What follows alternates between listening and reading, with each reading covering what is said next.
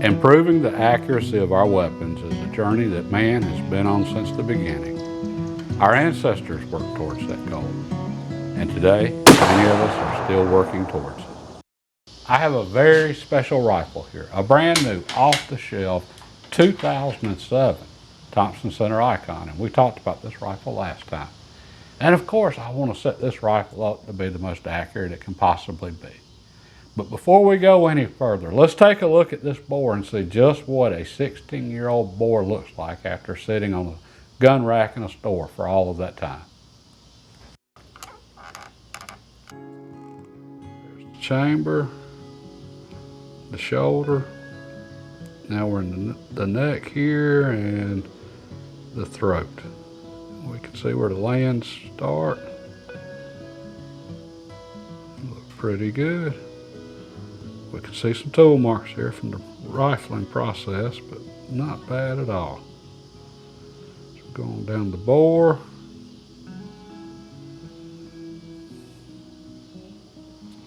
It's actually looking pretty clean. Maybe a little rust, but that's to be expected after all of those years. Okay, a little more rust. All surface though, not bad. A little copper from where it's test fired at the factory.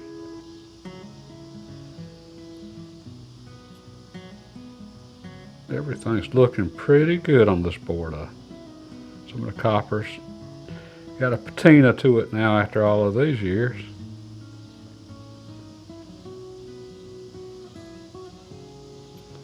More rust. And maybe just a little bit of a burr on the crown, but the muzzle, but not bad at all. Nothing there that a good cleaning won't take care of. We're going to start with just a bronze brush and some hoppies.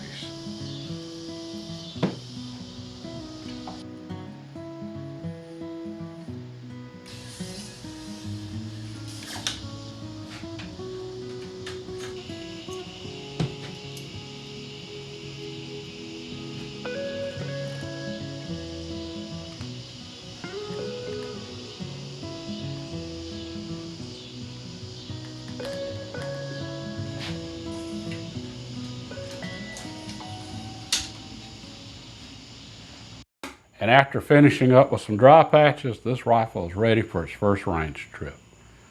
The question now is, do I go through a break-in process with this rifle?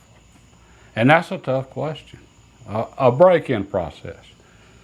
That's a chance to do the final touches on setting up a rifle to allow it to shoot its absolute best.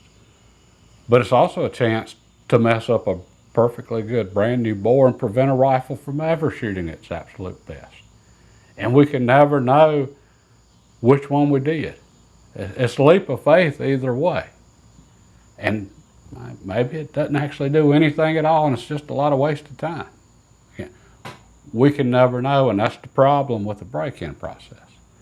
Now myself, I do believe in a break-in process on a new bore. And it just so happens, my friend Joey, we talked about this last time, he bought the sister rifle to this one. It's not exactly matching it. It's not sequential serial numbers, but it's really close. His is identical to this one, made within a few days of each other. We purchased them from the same store. And both of them had been sitting on the same shelf side by side for 16 years. Well, Joey doesn't do a break-in process. So we have an opportunity here to go through the break-in process on this one and compare the two, and maybe, just maybe, we can learn something definitive from this either way, one way or the other.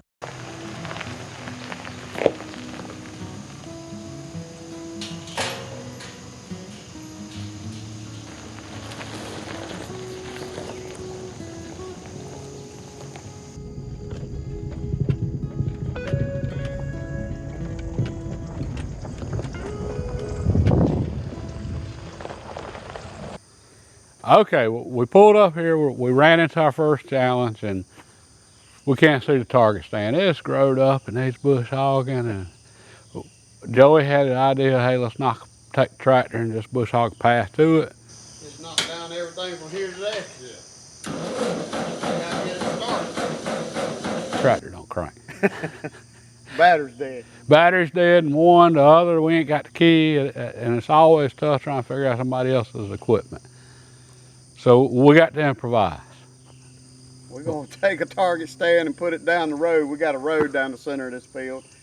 So we actually can move the bench and do some things which will work out, and it's gonna work out for the good. It'll get us a clear enough path we can shoot on. I think so.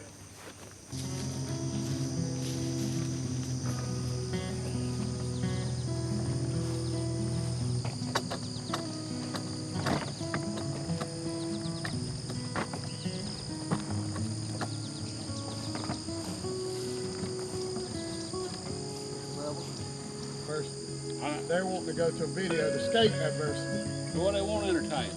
You know, that, which is escaping adversity. Exactly. I mean, they're not wanting to go watch somebody else damn struggle. Hey, seeing other people struggle makes us feel better about ourselves.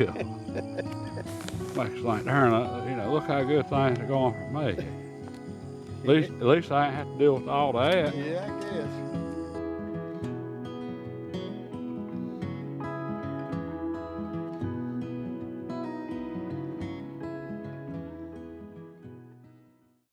After some considerable effort getting set up here, let's see if I've got this rifle bore sighted well enough to at least get on paper. I believe I'm low and left. Now let's see if I'm on paper.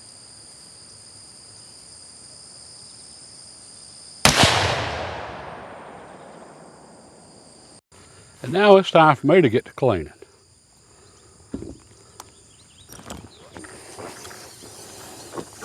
I went down on my jag size and I went to a 22 jag. That works a lot better with these patches for this little 24 caliber barrel.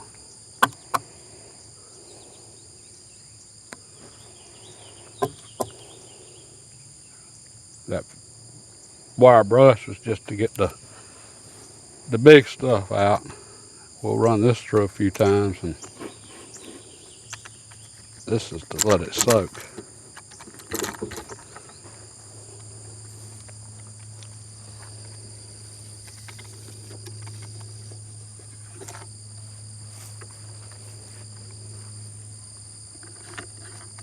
No going back now.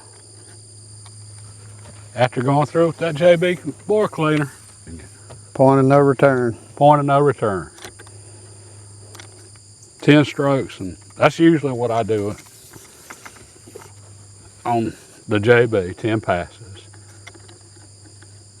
It's usually what I do about patches too. And I'm gonna be up front with y'all. I didn't even run a brush or a patch through mine. So it's like it came out of the box. And I got a clip of how it came out of the box. It's a little rusty. And so we're gonna find out if it makes a difference or it doesn't. Well, and it was a little rusty in there, but it was all surface rust, and I didn't see any debris. I mean, it was surprisingly clean.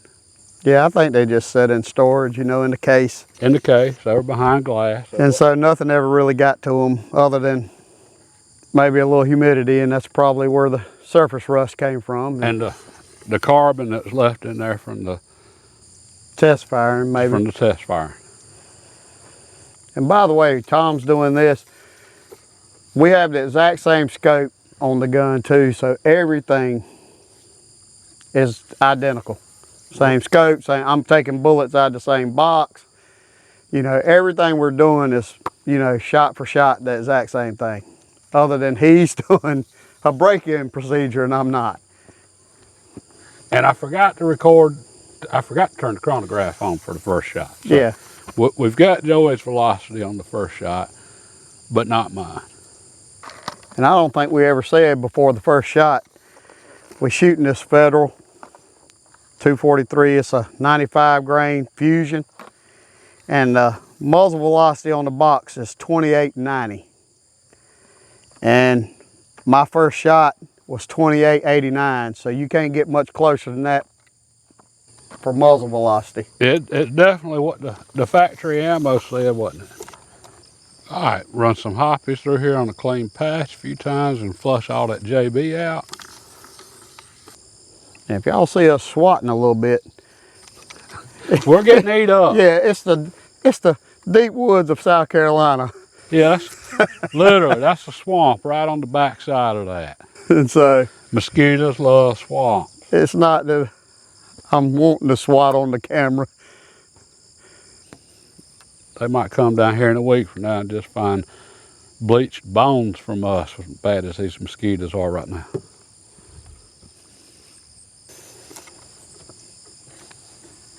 All right, she's looking clean. Run some dry patches through here to finish it off.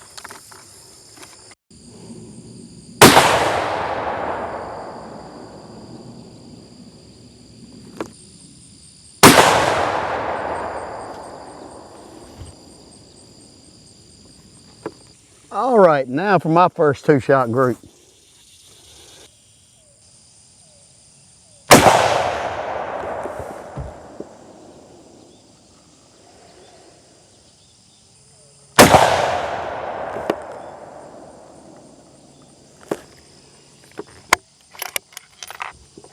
While Tom's cleaning, one thing we both noticed, and I'm sure y'all seen too in the video, bolts a little stiff going forward and locking down, but what it is we just got to get it over that extractor over that rim.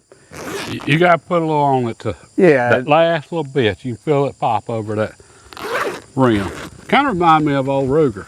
Yeah, the original M77s up until they came out to Mark II in '89. They were actually a push feed, not a control feed, even though they did have the big claw extractor. And when you closed that bolt, you could always feel that extractor pop up over the rim. Except for these, it's not popping up over the rim when you close the bolt. You got to put a little extra on it to get it over the rim before you can close the bolt. I'm pretty sure y'all can pick it up. When he's putting that JB bore cleaner on there, he's putting a liberal amount. It's not, that little can goes a long ways, but you want to make sure you get enough on there to do the job. 3 shots coming up.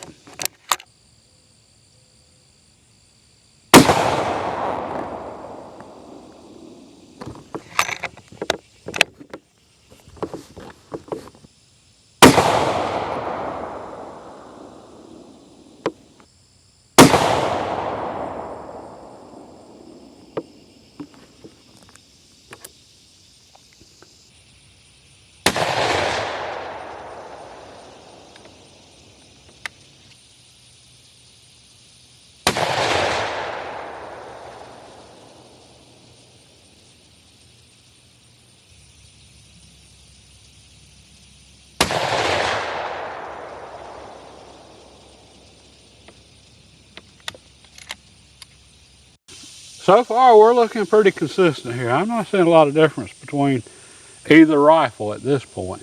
Did I ever tell y'all I love shooting a 243? Yeah, a lot better I'm converting him.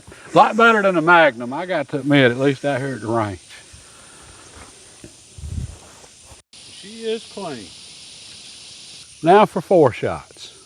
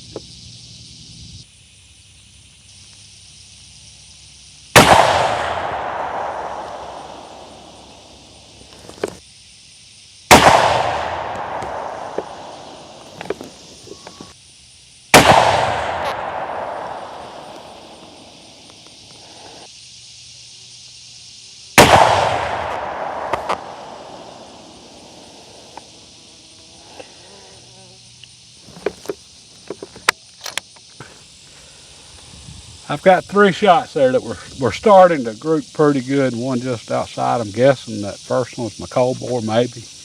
I don't know, I couldn't see the order of the shots. These little bullet holes are so small that I just ain't seeing them. Yeah, I'm not seeing much. I mean, I have a pretty decent group. It ain't great, but I know one shot that you'll see it on the camera. It was my second shot, and it's this one here. I wasn't all the way over on it squeezing, and it just broke before I was ready. You just wasn't on it on that shot. And there's variation here with us, the shooter, too. It ain't just like rifle. But I have 2 in the same hole. I mean, all our groups are pretty close, pretty similar. They're starting to tighten up a good little bit. Both our groups are tightening up. But, you know, the more we shoot these, the better we're going to get a feel for them, too. You know, these first firings out of these rifles, so. And with that, I have reached my monthly quota for cleaning. I think we're good here. I've definitely done enough cleaning for this month.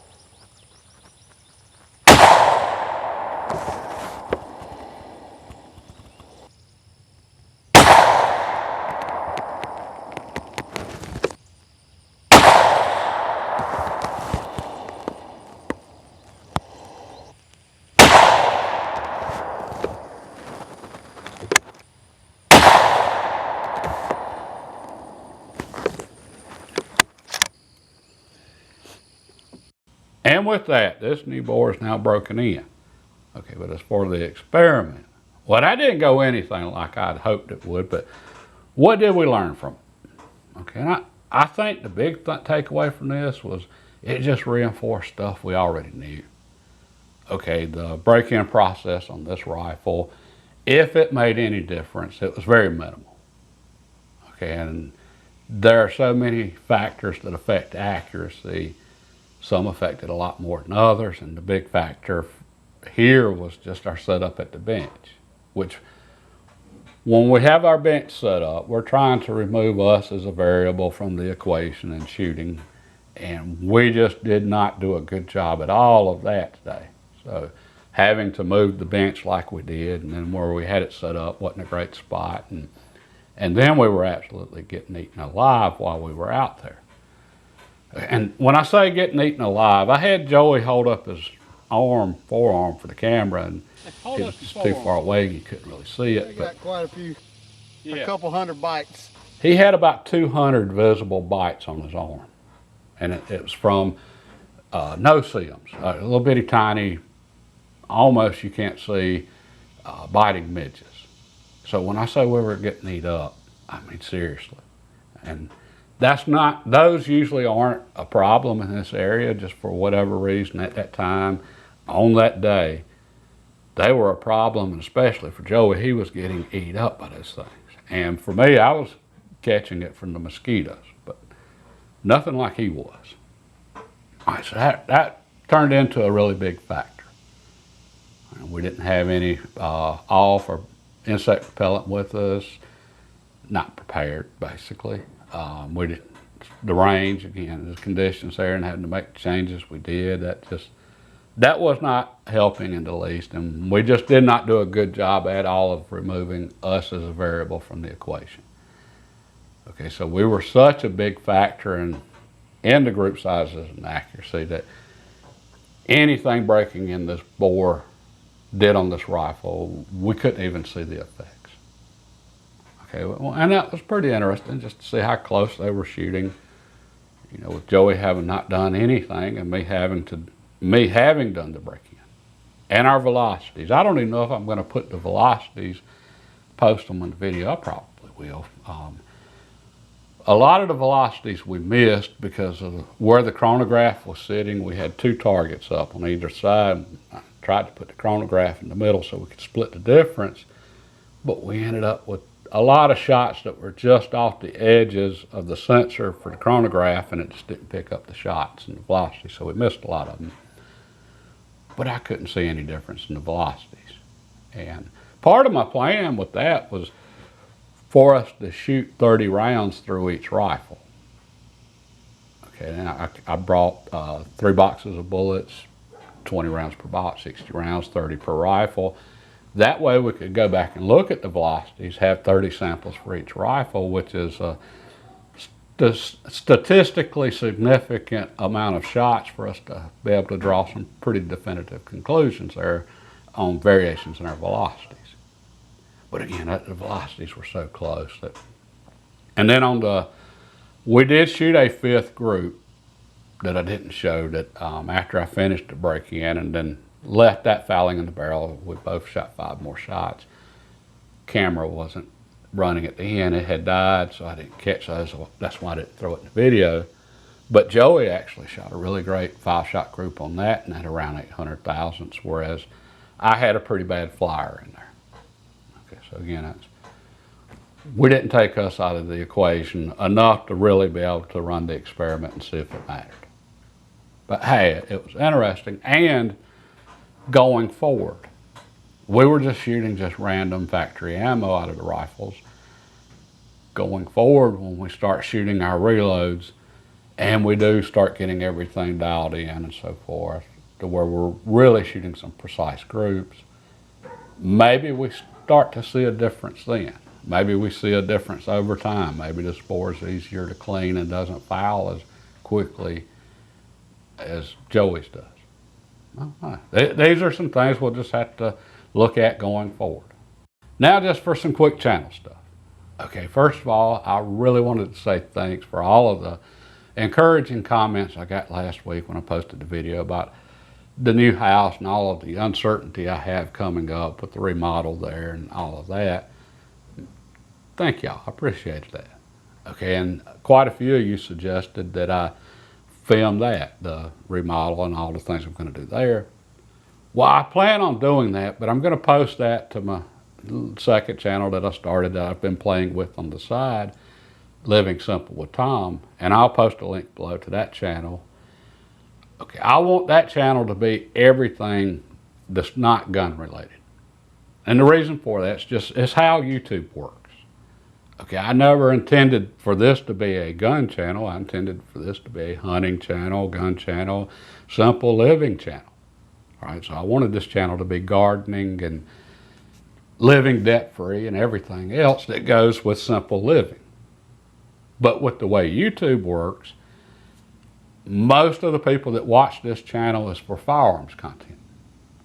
Okay, well, with YouTube, when you put a video out, most people that watch this channel, they're expecting firearms. If I put a video out on gardening, it could be the greatest gardening video ever, but if all the normal viewers that watch this channel aren't interested in gardening and they don't watch the videos, well, YouTube looks at that, the algorithm, and it says, well, his normal viewers aren't watching this video, it must be a really bad video, and YouTube kills the video. That's it. Whereas if I put out a video and the normal viewers watch it, YouTube says, okay, this must be a good video, and YouTube then pushes it out to more people. Okay, so if I started doing gardening or building content, remodeling, all that good stuff on this channel, YouTube would kill it right then. I would go from however many thousand views of video to a few hundred views of video. And I experimented with this back in the spring and a few times. Part of the channel, part of the fun of this channel for me is also just experimenting with YouTube and seeing how it works, because I am curious. But so anyway, all of that's going to go on the new channel, and then once the house is done and renovated and remodeled, then I'll be getting into the gardening and sustainable living, I guess that'd be a good way to put it. Maybe homesteading, something along those lines. All right, so anyway, that stuff will go up. It's just going to be there. Okay, and with that, I think we're done with the icon for right now. Rifle shot great. I mean, that was a lot of fun shooting a 243. It's the first 243 I've ever owned. All right, I always opted for the 30 calibers and larger bore cartridges for hunting, but that was fun. And I know it will work on a deer. So anyway, I'm excited to do some more experimenting with this one later on. All right, until next time, God bless and have a great day.